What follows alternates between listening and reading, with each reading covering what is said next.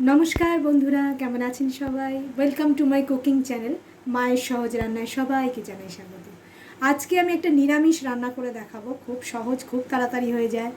নিরামিষ দিনে আপনারা এটা বানিয়ে খেতেই পারেন। এখানে আমি নিউট্রিলাটাকে জল দিয়ে একটুখানি সেদ্ধ করে নিয়েছি, নুন টুন আমি কিছু দিইনি। এটা আমি মিক্সিতে দিয়ে একটু পেস্ট করে নেবো। আমি আপনাদের এটা ঠান্ডা হলে একটু দেখাচ্ছি। এগুলো একটু ছিঁড়ে ছিঁড়ে মিক্সির মধ্যে দিয়ে দিয়েছি। জলটা ঝরিয়ে নিয়ে আমি এবারে একটা বাতাসা দিয়ে দিলাম। নিরামিষ রান্না, একটু মিষ্টি হবে। দুটো কাঁচা লঙ্কা, একটুখানি আদা, একটুখানি গোটা জিরে, সামান্য গোটা ধনে, এগুলো দিতে পারেন আপনারা। এগুলো আধ ভাঙা হয়ে যাবে, মুখে পড়লে খুব ভাল লাগবে বড়াটা। নুন দিয়ে দিচ্ছি আমি, স্বাদ মতো নুন দিয়ে দিলাম। সামান্য লেবুর রস দিয়ে দিচ্ছি, কারণ নিউট্রিলাতে অনেকেই গন্ধ পান, বিশেষ করে নিরামিষে। আমি এর মধ্যে গরম মশলা টশলা কিছুই দেবো না, আমি সর্ষে বাটা দিয়ে করব, ওই জন্য হয়তো গন্ধ লাগতে পারে, তাই আমি একটু লেবু রস দিচ্ছি। আর এটা কিন্তু খেতেও খুব টেস্টি হয়ে যাবে। এর সঙ্গে দেবো আমি ছোলার ছাতু। এটা সম্পূর্ণ বাইন্ডিংয়ের জন্য, বেশি দেওয়ার কোনো প্রয়োজন নেই। আমি এখানে 1 চামচের মতোই দিলাম।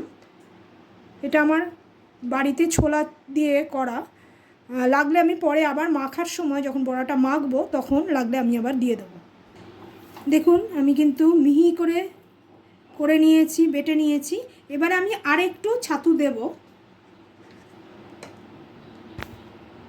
সামান্য একটু ছাতু দিয়ে দিলাম আমি বাইন্ডিংয়ের জন্য। ছাতুটা দিয়ে মেখে আমি গোল গোল বড়া করে ভেজে নেব। আমি আগে মেখে নিই, তারপরে গোল গোল বড়া আমি দেখাচ্ছি আপনাদের। দেখুন, আমার ওই সয়াবিন থেকে এই কটা বড়া হয়েছে।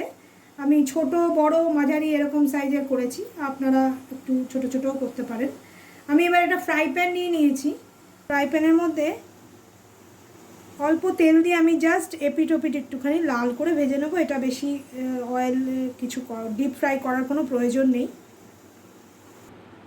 তেলটা গরম হয়ে গেছে, আমি এবারে একটা একটা করে হালকা করে সেঁকে নেব জাস্ট, কারণ সয়াবিন তো আমাদের সেদ্ধ করাই আছে, কাঁচা ভাব এর মধ্যে আর কিছু নেই। জাস্ট হালকা করে এপিট ওপিট সেঁকে নেব। আমি কিন্তু খুব অল্প তেলে ফ্রাই প্যানে এটা কিন্তু সেঁকে নিয়েছি। আপনারা চাইলে এটা ডিপ ফ্রাই করতেই পারেন। আমি আলাদা করে আর কোনো ফোড়ন টোড়ন দেবো না। আমি এখানে সর্ষের গুঁড়ো জলে গুলে নিয়েছি নুন আর হলুদ দিয়ে, এটা আমি ডাইরেক্ট এখানে ঢেলে দেবো। আপনারা চাইলে কালো জিরে কাঁচা লঙ্কা ফোড়ন দিয়ে দিতে পারেন।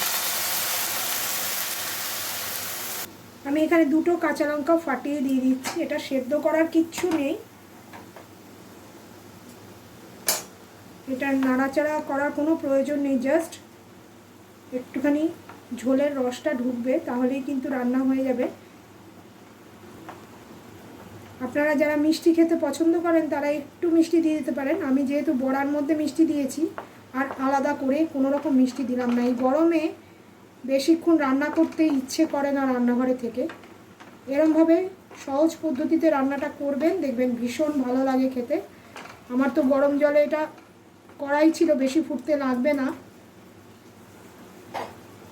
দেখতেই পাচ্ছেন বড়াগুলো কীরকম ভেঙে ভেঙে যাচ্ছে, খুব সফট, খুব নরম বড়া। আর ঝোলটা কিন্তু আপনারা আলাদা করে সার্ভ করবেন।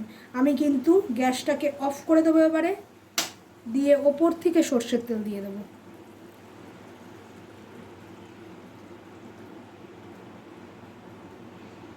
খেয়ে দেখুন এই রান্নাটা, গরম ভাতে নিরামিষ দিনে এই রান্নাটা কিন্তু অনেকটা ভাত খেয়ে নেওয়ার পক্ষে যথেষ্ট ভালো।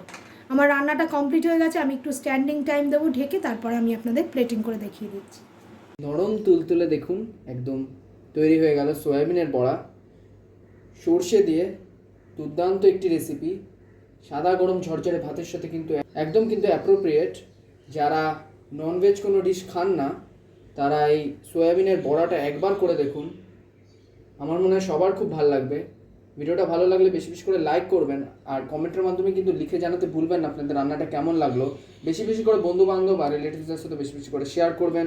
আর যারা এখন আমাদের চ্যানেলটাকে সাবস্ক্রাইব করেননি তারা সাবস্ক্রাইব করে অল বাটনটি প্রেস করে দেবেন। আর আমাদের একটা ফেসবুক পেজ আছে মায়ের সহজ রান্না বলে, ওটাকে যারা এখনও ফলো করেননি ওটাকে ফলো করে দেবেন। ওখানেও আমরা এই রান্নার নোটিফিকেশনসগুলো দিতে থাকি।